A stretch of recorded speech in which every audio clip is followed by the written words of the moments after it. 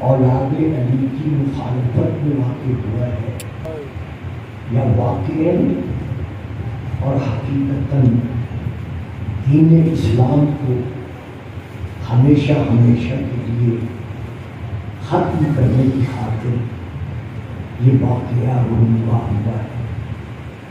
یہ کہنا کہ اس واقعہ کے پس پردہ کتنے عوامل ہیں، اس کے لیے بہت بڑا تفاصیل کا واحد خاص چاہیے جو ابتدا سے لے کر اس وقت تک چلا آ رہا ہے۔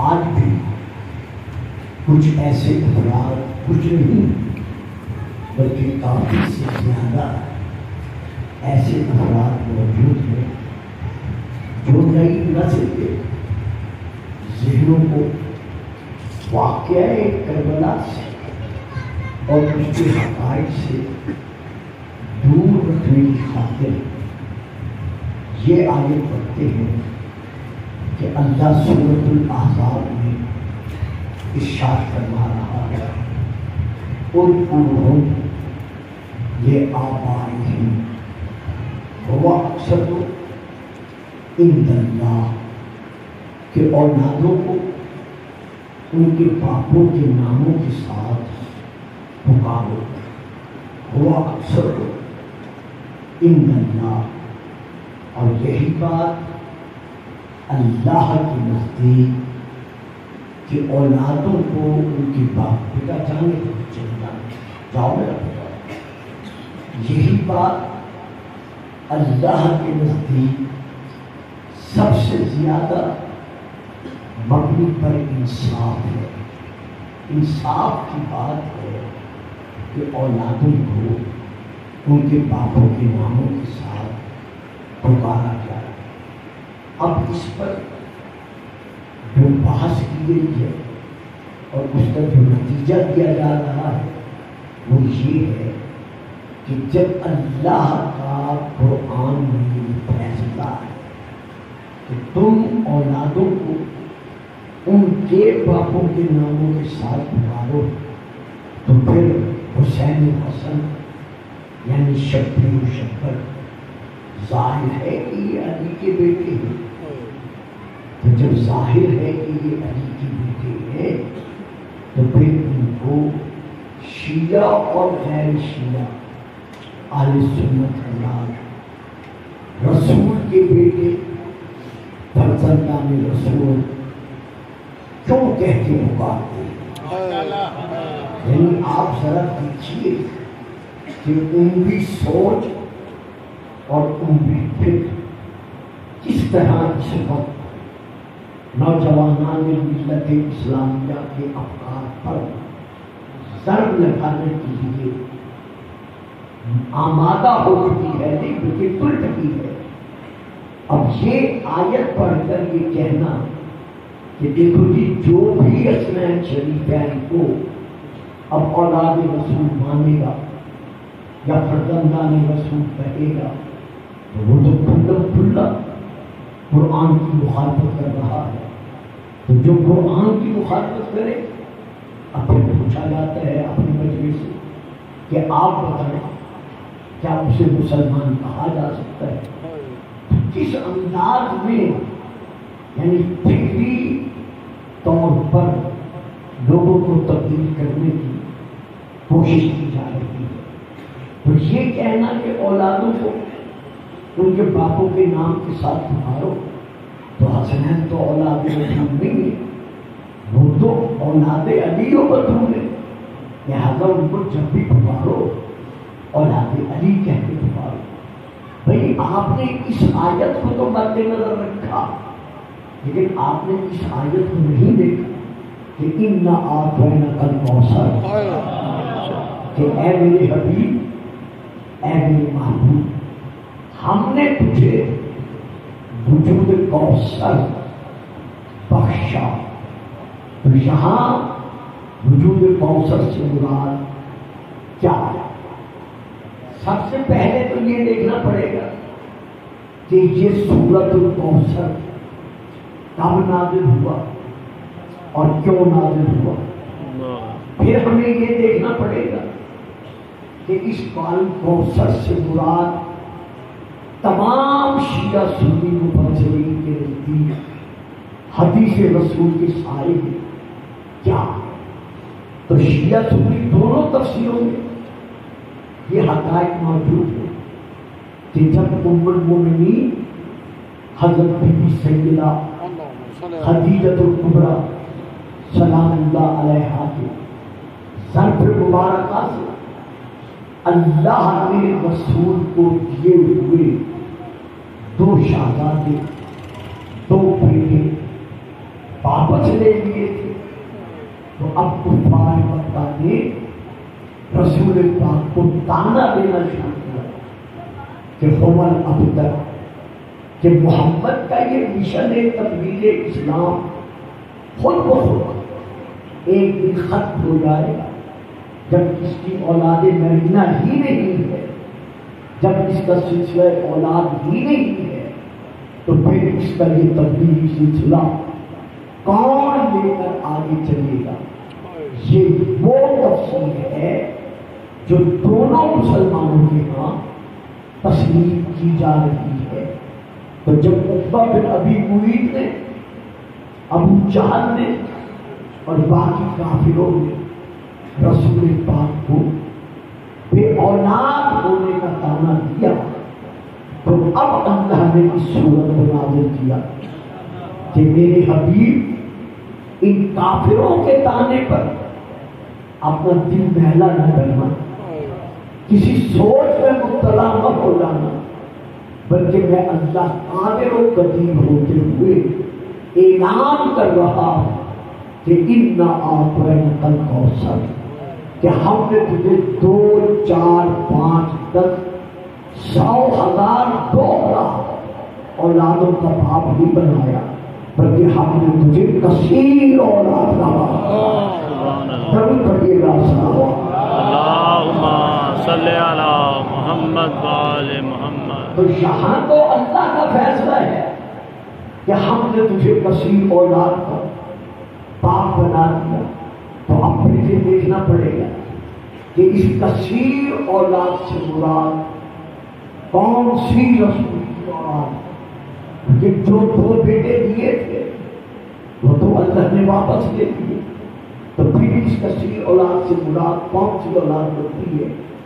تو علامہ فخر الدین رازی صاحب نے اپنی تفسیر کبیر کی جلد نمبر 32 میں اس کو بڑی تفصیل کے ساتھ لکھا ہے کہ الکوثر سے مراد جو ہے، کیونکہ کوثر جو ہے یہ کثیر پر بولا جاتا ہے، دلالت کرتا ہے.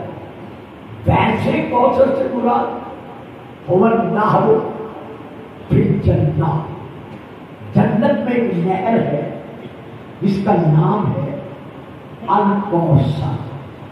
هو الحوض فی الجنہ، جنت میں ایک حوض ہے جس کا پانی دودھ سے زیادہ سفید ہے اور شہد سے زیادہ میٹھا ہے. اس کا نام ہے الکوثر. الکوثر هو الاسلام، اسلام کا دوسرا نام ہے الکوثر. الکوثر هو القرآن، خود قرآن کا دوسرا نام ہے الکوثر. الکوثر هو النبی، ہمارے نبی کا مقام ختم نبوت کا مالک ہونا، اس کا نام ہے الکوثر. الکوثر فإنہ علم، ہمارے رسول پاک کا جو مقام علم ہے وہ کبھی ختم ہونے والا نہیں ہے. علمک ما لم تکن تعلم، میرا حبیب جو تو نہیں جانتا تھا ہم نے تجھے وہ سب کچھ جنوا دیا. اور رسول بھی فرما رہے تھے انا مدینۃ العلم وعلی بابها، کہ میں علم کا شہر ہوں. تو رسول کے علم کا کبھی ختم نہ ہونا اس کا نام ہے دوسرا الکوثر۔ اسی طرح الکوثر سے مراد مقام رفعت رسول ہے، بلندی رسول ہے مقام کی، جس کے لیے اللہ قرآن میں فرما رہا ہے وَرَفَعْنَا لَكَ ذِكْرَكَ کہ میرے حبیب ہم نے تیرے ذکر کو مقام بلندی عطا کیا۔ اسی طرح کوثر سے مراد رسول کا مقام ختم نبوت ہے، جس کے لیے اللہ فرما رہا ہے کہ ہم نے تجھے آخری نبی بنا کے بھیجا۔ اسی طرح کوثر سے مراد ہومت سید رسول پاک کا کائنات کا سید و سردار ہونا ہے، جیسے قرآن میں اللہ فرما رہا ہے یاسین والقرآن الحکیم انک لمن المرسلین، اے کائنات کے سید و سردار درود پڑھیے گا صلوات۔ اللہم صلی علی محمد وآل محمد۔ اسی طرح کوثر سے مراد رسول کی امت کے علماء کثیرہ ہیں، باقی بہت سارے معنی لکھے ہوئے ہیں، لیکن آخر میں جا کر علامہ لکھتے ہیں کہ الکوثر اولادہ، جتنے معانی الکوثر کی ہیں جب سورت الکوثر میں الکوثر کا معنی دیکھو گے تو وہ اور کوئی معنی نہیں بنتا، کیونکہ الکوثر ہے سورت الکوثر میں ابتر کے تقابل میں، اور ابتر کا معنی ہے بے اولاد ہونا، بے نام و نشان ہونا۔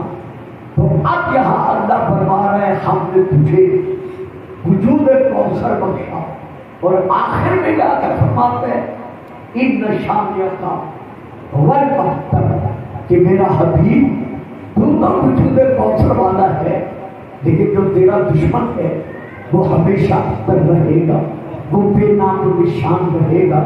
تو اس آیت میں ابتر کا ہونا اس بات کی دلیل ہے کہ اس کوثر سے مراد رسول کی اولاد ہے، اور وہ اولاد بھی کیسی اولاد ہے تو اب ان کے درود پڑھیے گا اللہم صلی علی محمد وآل محمد۔ اور وہ اولاد بھی کیسی اولاد ہے؟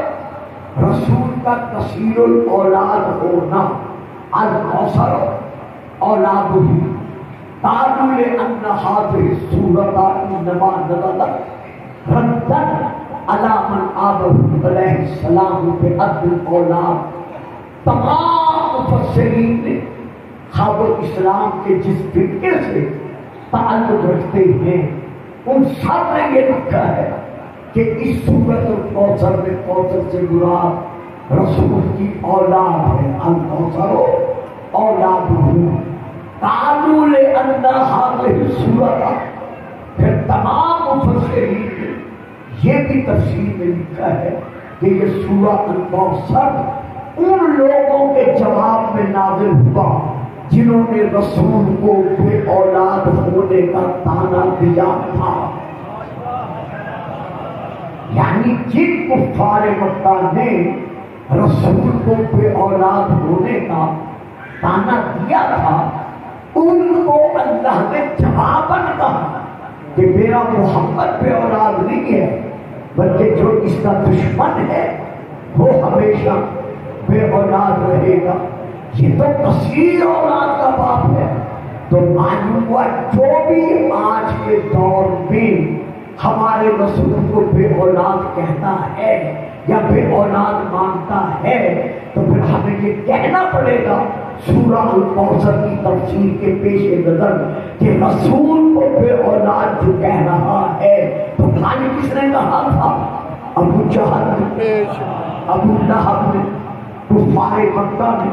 تو آج اگر کوئی رسول کو بے اولاد کہتا ہے تو اس کا مقصد یہ ہے کہ وہ کن کا کافر تھا، آج کا کافر۔ واہ واہ، ضرور پڑھیے گا صلوات۔ اللہم صلی علی محمد۔ ایک دھیری دھیری سلوات اور بھی پڑھتے صلوات۔ اللہم صلی علی محمد وآل محمد۔ قالوا لأن هذه السورة إنما نزلت ردا على من آدم علیہ السلام بأب الأولاد، فالمعنى أنه يؤتيه نسلا، جب قوم مر تمام اور رسول کی اولاد کا سلسلہ صرف مکے تک نہیں، صرف مدینے تک نہیں، صرف رسول کی ظاہری حیات کے زمانے تک نہیں، بلکہ رسول کی اولاد کا سلسلہ نسل در نسل، زمانہ در زمانہ، قیامت تک باقی رہے گا۔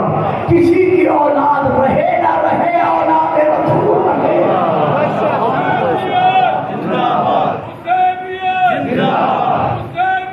زندہ باد، مردہ باد، مردہ باد۔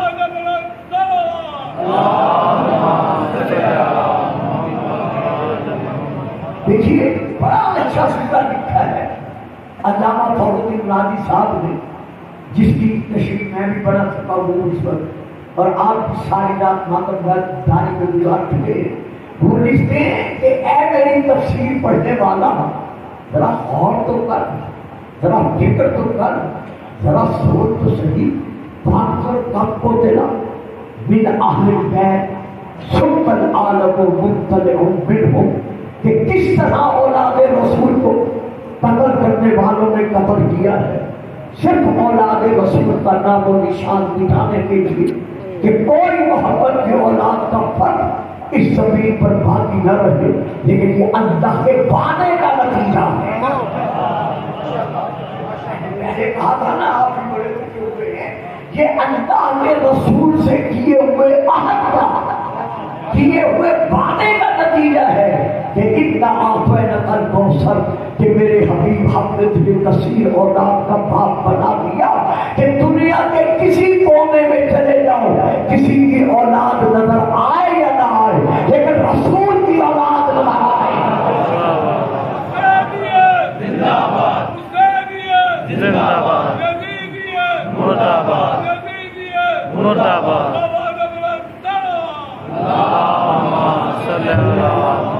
محمد و آل محمد۔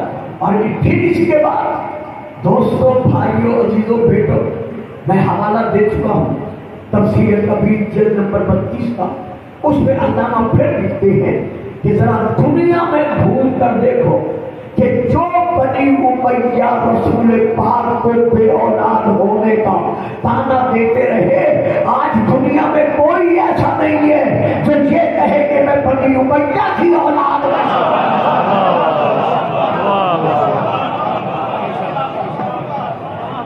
یہ اس اللہ کے عہد کا، یہ اس اللہ کے وعدے کا نتیجہ ہے۔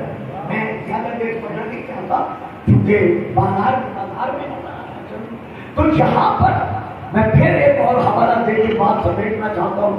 حضرت علامہ مودودی صاحب نے اپنی تفسیر تفہیم القرآن کی جلد نمبر 6 میں لکھا ہے، بڑی تفصیل سے لکھا ہے، میں صرف 2 فکرے پڑھتا ہوں۔ وہ کہتے ہیں دنیا کے کسی کونے میں چلے جاؤ، کہیں چلے جاؤ، تمہاری مرضی انا انزلناہ فی لیلۃ القدر کی تفسیر میں وہ تحریر کر رہے ہیں کہ دنیا کے کسی کونے میں چلے جاؤ، کوئی کسی کی اولاد میں سے اندر تو یہ نہیں جانتا کہ وہ بنی امیہ کی اولاد میں سے ہے۔ بڑا پیارا پورا فکرہ لکھا ہے، میں تشریح نہیں کر رہا، کہ اول تو پوری دنیا میں کوئی یہ جانتا ہی نہیں ہے کہ وہ بنی امیہ کی اولاد میں سے ہے، اور اگر کوئی جانتا بھی ہے تو وہ اپنے آپ کو ان کی اولاد کہلانا گوارا ہی نہیں۔ آج جہاں چلے جاؤ کوئی یہ نہیں کہتا کہ میں یزید کی اولاد میں سے ہوں، کوئی یہ نہیں کہتا کہ میں مہمان کی اولاد میں سے ہوں، کوئی یہ نہیں کہتا کہ میں بنی امیہ کے فلاں پٹ کی اولاد میں سے ہوں۔ بچوں کے اگلے ہفتے مولانا مودودی نے لکھے ہیں، وہ اپنی تفسیر میں لکھتے ہیں، لیکن اس کے برعکس دنیا میں جس کونے میں چلے جاؤ، کوئی کہتا ہے میں حسنی ہوں، کوئی کہتا ہے میں حسینی ہوں، کوئی کہتا ہے میں زیدی ہوں، کوئی کہتا ہے میں جعفری ہوں، کوئی کہتا ہے میں کاظمی ہوں، کوئی کہتا ہے میں نقبی ہوں۔ یہ اللہ کے وعدے کا نتیجہ ہے۔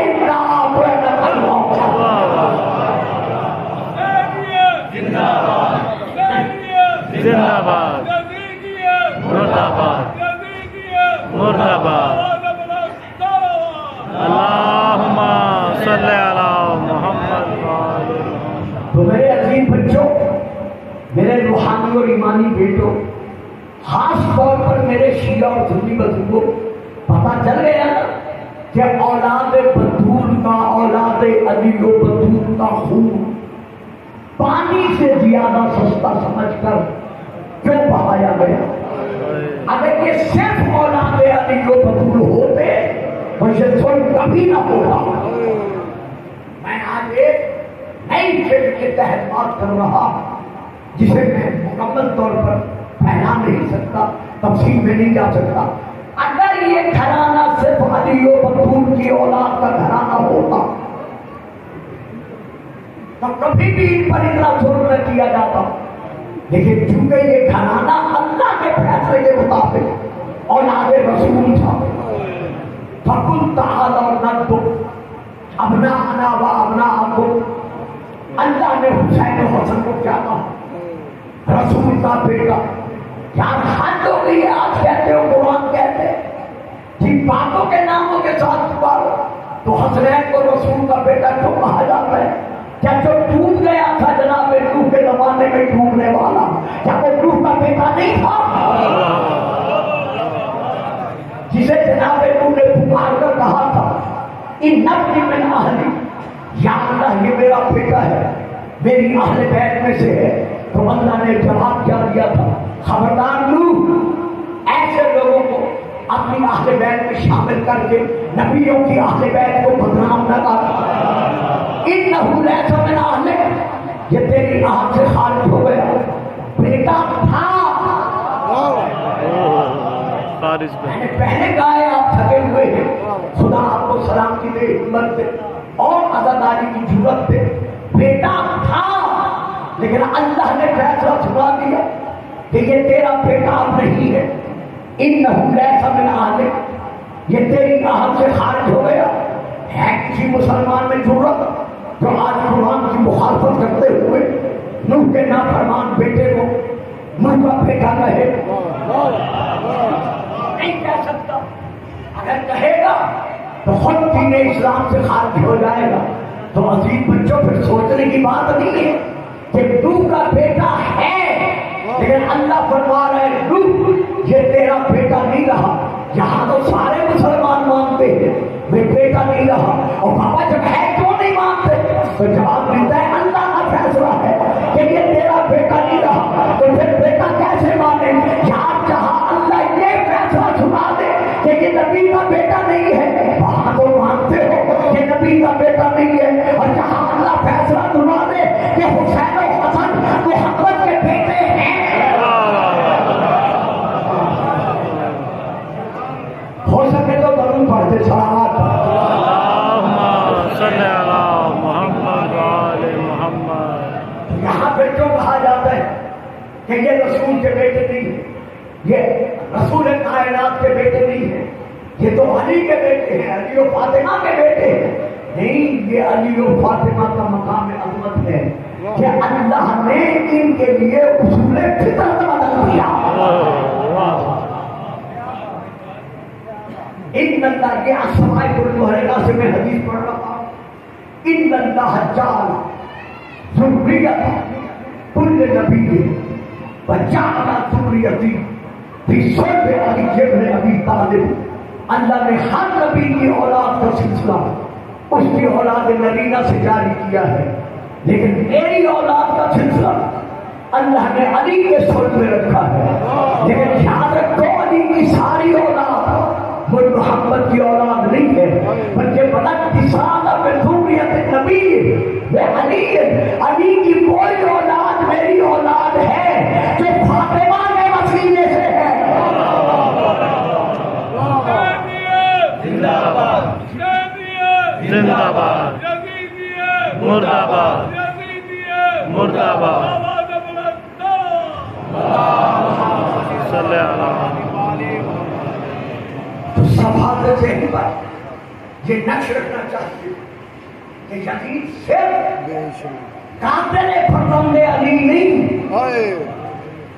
بلکہ یزید حقیقتاً قرآن کے فیصلوں کے مطابق قاتل فرزند رسول ہے۔ اور اب اللہ کا کیا فیصلہ ہے؟ ان الذین یؤتون اللہ ورسولہ لعنہم اللہ فی الدنیا والآخرہ. یہ میں نے حدیث نہیں پڑھی، یہ میں آیت پڑھ رہا ہوں کہ جو اللہ اور اللہ کے رسول کو اذیت پہنچاتے ان الذین یؤتون اللہ ورسولہ لعنہم اللہ، اللہ ان پر لعنت بھیجتا ہے پھر دنیا والآخرہ، دنیا میں بھی اور آخرت میں بھی. تو اب یزید کون ہے؟ اولاد رسول کا قاتل. تو باپ کے لیے سب سے بڑی اذیت کا مقام کون سا ہے؟ اس کے بیٹے کا کسی کے ہاتھوں سے قتل ہو جانا. تو اللہ خود یزید پر لعنت دنیا میں بھی اور آخرت میں بھی بھیج رہا ہے. تو جو یہ کہتا ہے کہ یزید رضی اللہ ہے اسے لعنت اللہ مت کہو، ماننا پڑے گا کہ وہ کل قرآن کے فیصلے کا منکر تھا اور آج بھی قرآن کے فیصلے کا منکر ہے. اسی لیے حضرت شاہ اسماعیل محدث دہلوی نے اپنی کتاب سر الشہادتین میں یہ تحریر فرمایا ہے کہ شہادت کی دو قسمیں ہیں. ایک قسم ہے شہادت ظاہر اور ایک قسم ہے شہادت باطنی. اب اللہ کا رسول ہمارا نبی تمام نبیوں سے افضل ہے، لیکن اس کے باوجود اللہ نے ظاہراً رسول کو شہادت کا رتبہ نہیں دیا. تو کل قیامت کے دن حضرت یحییٰ، حضرت زکریا یا اور جو نبی شہید ہوا ہے وہ کھڑے ہو کر دعویٰ کر سکتا ہے کہ یا رسول اللہ شہید کا بڑا مرتبہ ہے، اللہ نے مجھے مقام شہادت بخشا ہے، آپ کو نہیں بخشا. تو آپ افضل الانبیاء کہتے رہے، لیکن نہیں. حضرت شاہ عبدالعزیز محدث دہلوی کہتے ہیں ہر نبی کو شہادت کا ایک حصہ ملا ہے. یعنی جو بھی شہید ہوا ہے یا اس کے لیے شہادت ظاہری ہے یا شہادت باطنی ہے. اگر زہر سے شہید ہوا تو شہادت باطنی ہو گئی، اگر خنجر سے تلوار سے شہید ہوا تو شہادت ظاہری ہو گئی. اللہ نے ہمارے نبی کو شہادت کے دونوں درجے دینے تھے، شہادت ظاہری کا بھی اور شہادت باطنی کا بھی. تو کیسے دیتا؟ اسی لیے اللہ نے ہمارے رسول کے لیے ان دونوں شہادتوں کا رتبہ آپ کو دینے کی خاطر آپ کے دونوں بیٹوں کو چن دیا. آپ کے دونوں بیٹوں کو چن دیا، حسن کو بھی اور حسین کو بھی. حسن کو بخشی شہادت باطنی یعنی آپ کو زہر دیا گیا، اور حسین کو بخشی شہادت ظاہری یعنی آپ کو زیر خنجر شہید کر دیا گیا. تو یہ دونوں شہادتوں کی شہادت در اصل رسول کی شہادت ہے. یعنی حسن کی شہادت بھی اور حسین کی شہادت بھی یہ صرف حسن حسین کی نہیں بلکہ یہ رسول کی شہادت ہے. نیچے لکھتے ہیں یہی وجہ ہے کہ جو بھی حسین کا قاتل بنا، اب اگلا فکر تو آپ بول سکتے تھے آسانی سے کہ جو بھی حسین کا قاتل بنا وہ صرف حسین کا قاتل نہیں بنا بلکہ وہ رسول کا قاتل بنا. تو میں یہاں پر یہ کہنا چاہتا ہوں کہ حضور آپ نے کیا اچھا فیصلہ لکھا ہے اور کیا آپ نے تجزیہ کیا ہے. جب دونوں بیٹے رسول کے ہیں تو پھر ماننا پڑے گا کہ جب حسین کا قاتل رسول کا قاتل ہے. نہیں پڑھتا، میں آگے نہیں پڑھتا، تم چھوڑ کے جا جاؤ، میں پتہ ہی نہیں کروں کون سا.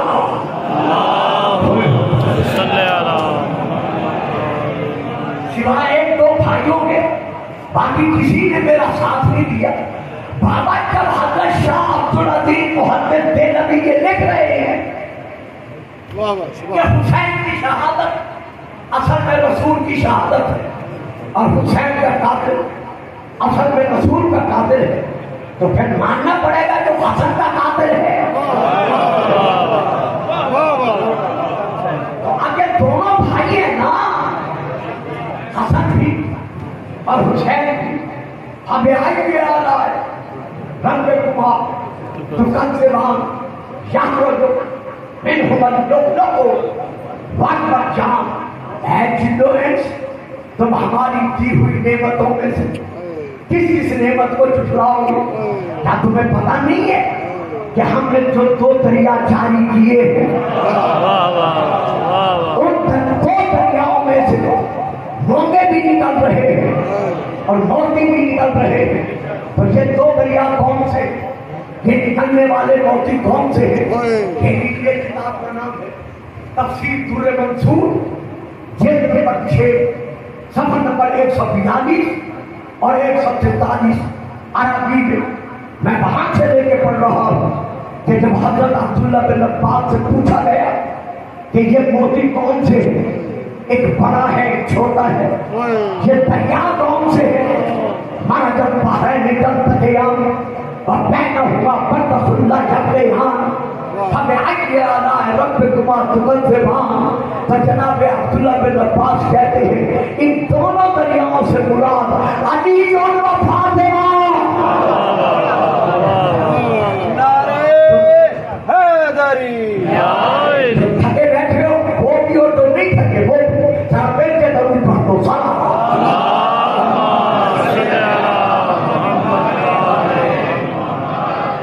ان دونوں جاری دریاؤں سے مراد علی و فاطمہ، ایک مولا علی ہے اور ایک جناب فاطمہ ہے۔ اچھا، جو ان کے درمیان برزخ ہے، جو حد فاصل ہے، اس سے کیا مراد ہے؟ فرمایا ہوا النبی، اس سے مراد خود رسول پاک ہے، کیونکہ درمیان میں جب حد فاصل آتی ہے تو یہ منواتی ہے کہ اس کا مقام کیا ہے اور اس کا مقام کیا ہے۔ علی اور فاطمہ کے درمیان رسول پاک بینہما برزخ، ہم کے حد فاصل ہے، ساری زندگی منواتے رہے کہ مقام علی کیا ہے اور مقام فاطمہ کیا ہے، اور پھر بھی اگر کچھ نہیں سمجھے تو اعلان کر دیا علی کو منی وانا منہ، علی مجھ سے ہے اور میں علی سے ہوں، اور فاطمہ کو بتا کے منی۔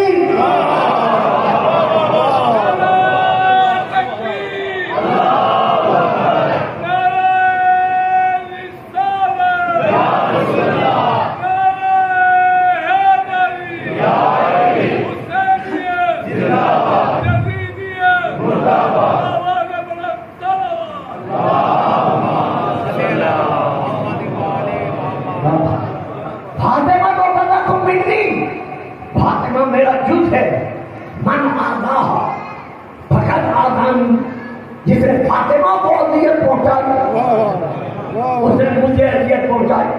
اچھا یہ موتی اور موتی کون ہے؟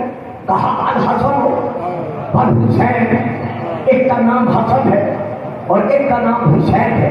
دو دوستوں عزیز و بھائیوں، بس بات یہاں ختم ہو رہی ہے، تفسیر کا نام پھر سن لو۔ میرے اہل سنت بزرگ علماء کی بڑی تفسیروں میں سے یہ ایک تفسیر ہے جس کا نام ہے تفسیر در منصور، جلد نمبر 6 مطبوعہ بیت لبنان، باہر کی جلد محمود کلر کی، اندر کا کاغذ پیلے رنگ کا اخباری کاغذ، صفحہ نمبر 142 اور 143 میں وہاں سے لے کے پڑھ رہا ہوں۔ مؤلف کا نام حضرت علامہ جلال الدین سیوطی صاحب، وہ لکھ کر گئے ہیں۔ بیان کس کا ہے؟ رسول کے چچا داد بھائی حضرت عبداللہ بن عباس کا، کہ ان موتیوں سے مراد بڑے موتی کا نام حسن ہے، چھوٹے موتی کا نام حسین ہے۔ لو جی اب ایک فکرہ دے رہا ہوں ہمارا والوں، ساری تقریر میری آپ نے سنی ہے محبت کی، ساری ایک طرف، یہ ایک فکرہ ایک طرف، حسین ہے چھوٹا موتی، حسن ہے بڑا موتی، تو جب اس گھرانے کا چھوٹا موتی کسی کی بات نہیں کر سکتا۔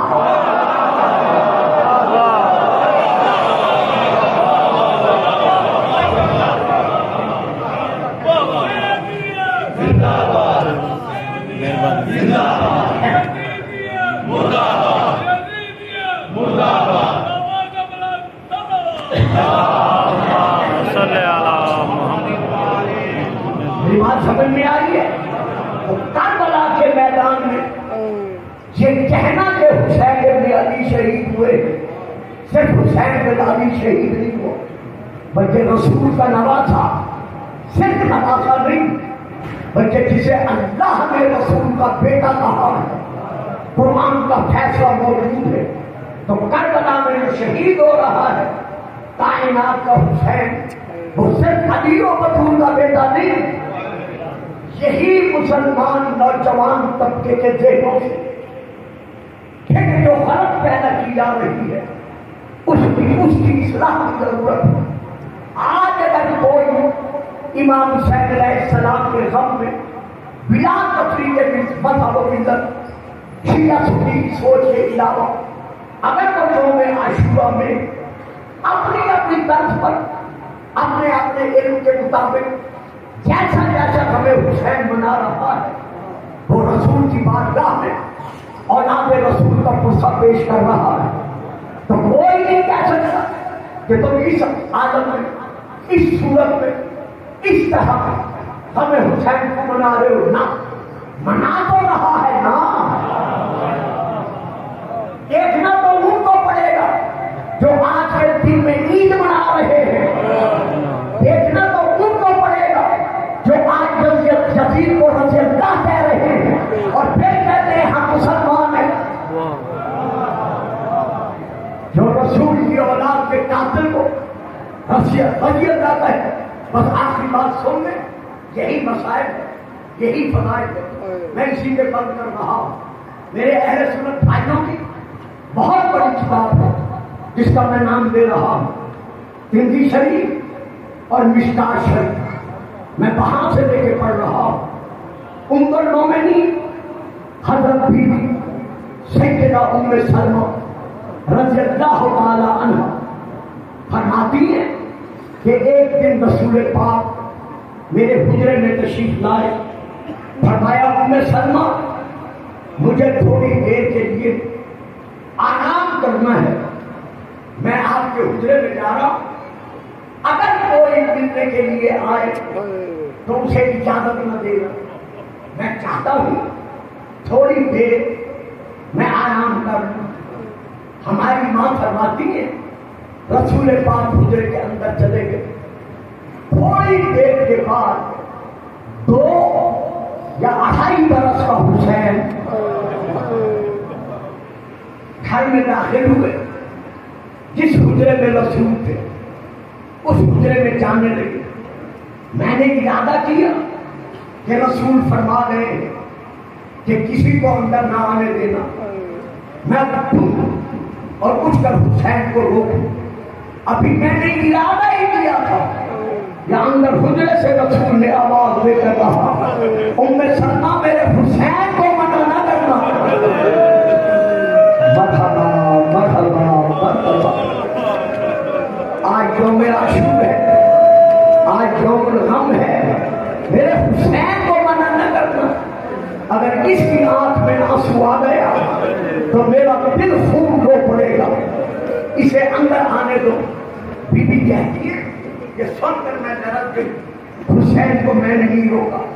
جب چھوٹا سا حسین 2 یا 2.5 برس کا رسول کے حجرے میں داخل ہوا، تھوڑی دیر تک اللہ جانے نانے نواسے کے اندر کون سی راز کی باتیں ہوئی مجھے علم نہیں ہے، لیکن تھوڑی دیر کے بعد اندر سے رسول کے رونے کی آواز آئی۔ دوستوں بھائیوں، میرے شیعہ سنی عزیزان امام حسین، میں آپ سے صرف اتنا پوچھتا ہوں، آپ اس مسجد میں بیٹھ کر رو رہے ہیں، میری بیٹیاں میری بہنیں پردے کے اندر بیٹھ کر رو رہی ہیں، آپ کے رونے کی آواز ان تک کب جائے گا جب آپ زور سے روئیں گے؟ ان کے رونے کی آواز آپ تک کب آئے گی جب وہ کھاڑے مار کر روئیں گے؟ تو رسول تو تھے حجرے میں، تو بیوی فرما رہی ہے کہ رسول کے رونے کی آواز میرے کانوں تک آئی، تو جو آج یہ کہتے ہیں ہمیں حسین حسین میں رونا بدعت ہے، رونا نہیں چاہیے۔ یا شیعہ تھانے مار کر کیوں روتے ہیں؟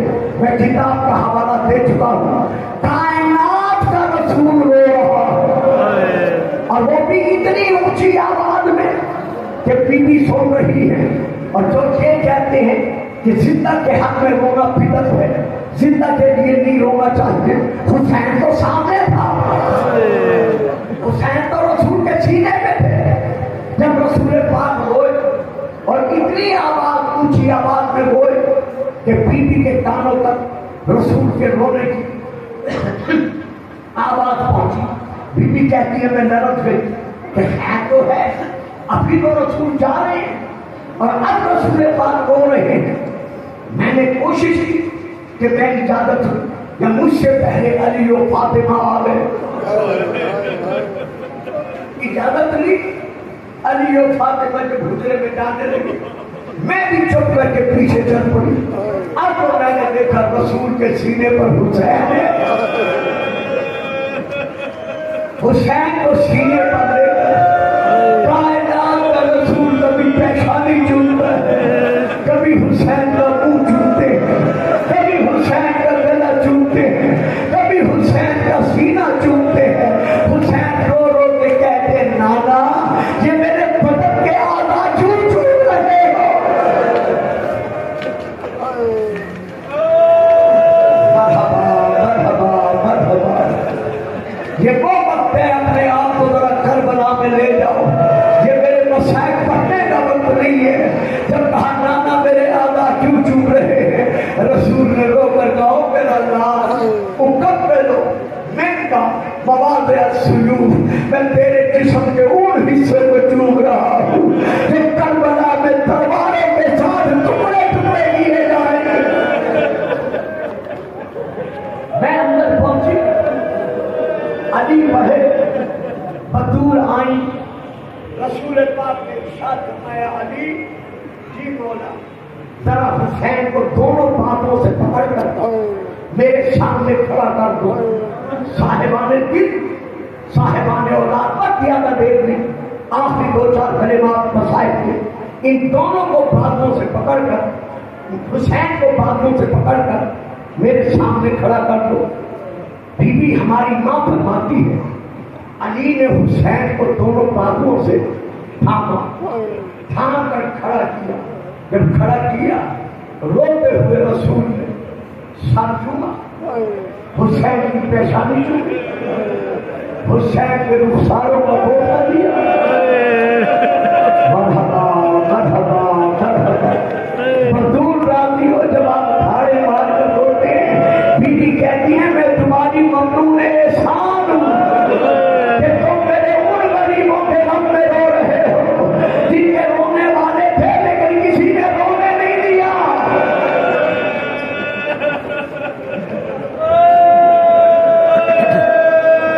بار بار حسین کا گلا چوما، بار بار سینہ چوما، کبھی حسین کی انگلی چومی، کبھی حسین کے ہاتھ چومے۔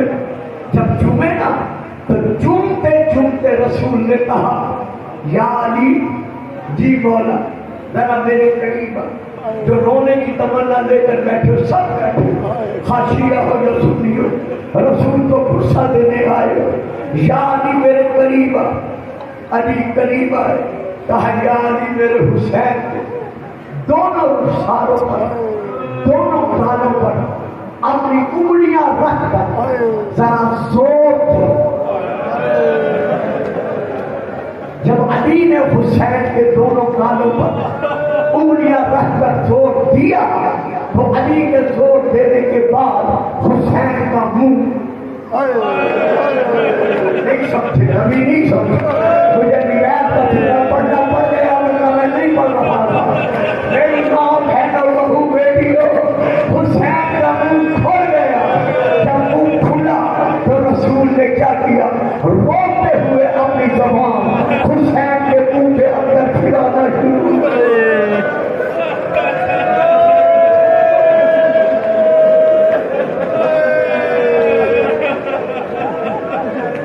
پوچھا جاتا ہے روتے کیوں، یا تو حسین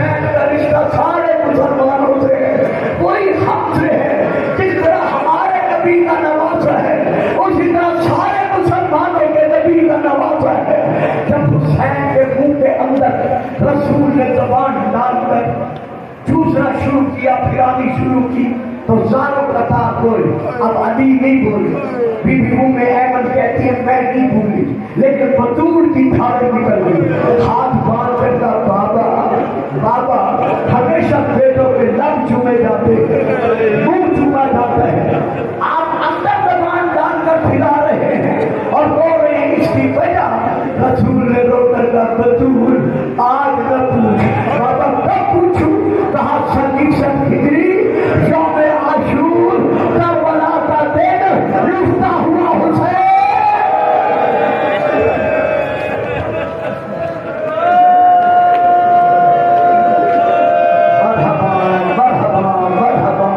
यही रोने का हक है जो थाने मार कर अदा कर रहे हो।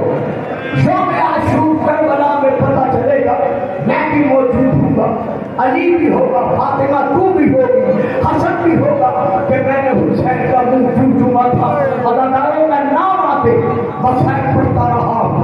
मैंने आपसे अपील नहीं की, मेरी बेटियों मेरी बहनों, मैंने आपसे अपील नहीं की, क्योंकि आज मखसूस दिन है, बतूल को गुस्सा दे देगा। मैं आपसे अपील कर रहा हूँ कि रसूल ने क्यों कहा था कि क्यों मैं आशूर पूछना। करबला के मैदान में आज के दिन हुसैन लूटा गया, तो सर से लेकर पांव तक हुसैन खून में डूब गया। दौड़ते हुए घोड़े की जीत से हुसैन जमीन पर आया। हर एक ने अपनी तरफ से हुसैन को तोहफे देने शुरू किए। 3 बरसने शुरू हुए। एक जालिम जो बनी तारक के कबीले का था, उसके हाथ में कमान थी, कमान में तीर था, उसे हुसैन पे तीर चलाया नहीं। उसके साथी कहते हैं जब हम सब हुसैन पे तीर चला रहे तो तू क्यों नहीं चलाता? कहता है मैं इंतजार कर रहा हूँ, मैं उस वक्त तीर चलाऊं जिस वक्त को हुसैन के गम में रोने वाले कभी भुला न सके।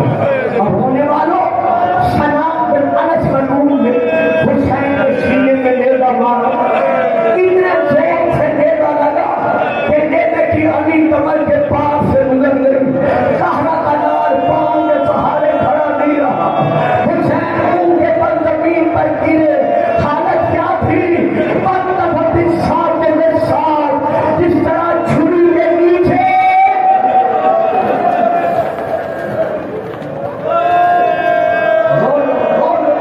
जो रसूल को गुस्सा दे रहे हो रो लो, जिन्हें रोना नहीं आता सब रोने वालों की शक्ल बना लो। रसूल फरमाते हैं कि ये भी मंजूर है। जिस तरह छुरी के नीचे बदबूआ खीमा दिया जाता है, इसी तरह हुसैन को लेता लगा। हुसैन जमीन पर गिरे गिरे हुसैन ने जमीन पर हाथ पांव मारने शुरू किए। सहरा का लाल जमीन से उठा, जब उठा नेज़े में हाथ डाला, पीछे से हाथ डालकर नेज़े की अनी निकाली। अनी का निकालना था, सीने से खून